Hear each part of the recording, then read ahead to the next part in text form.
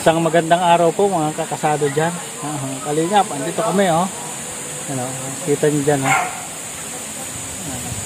Picnic kami dito no? Dito sa rock camping site ng Barangay Laurel, Santa Maria, Laguna.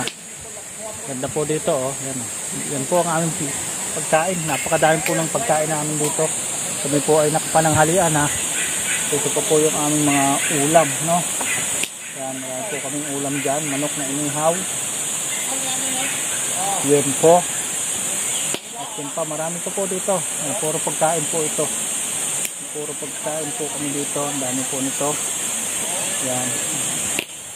Dahil nga tayo po ay binisita dito ng ating kaibigan na taga-Taguig. Ang pamilya po ni na Edsel and Kat. No? Pakipalo rin po ng kanilang Facebook page. Dito po kami. Dito rin po kami naligo dati no? Kasi napakaganda po dito at napakatahimik, puro batuhan nga po dito. At meron kami ditong tinola no? Meron kami ditong dalawang native na manok na nabili.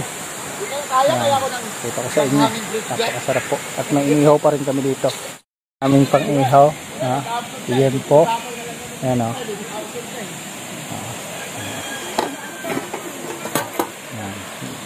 Ligo po kami dito.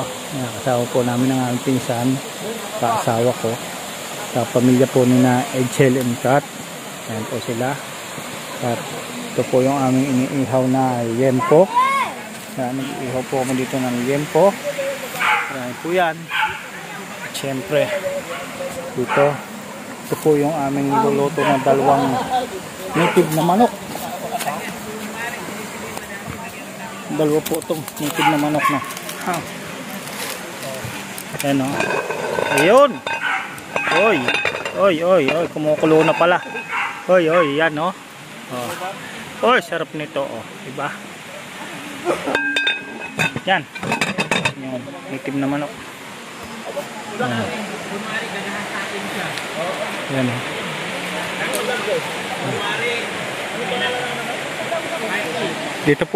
Dito po kami nag-shoot nung kay Miss Parchi, no, yung naliligo sa ilog. Dito po yun, yan sa pwesto ni Nathan. Yan sa pwesto ni Nathan, dyan po naligo si Miss Parchi. Yan po yung dahon-dahon na ginamit namin. Ayan o. Oh, yan, nanguhuli po yung isa lang katang. Yan, marami pong katang dyan. Pinsan po natin yan. Ito yan, no man. Yan, nanguhuli po ng katang.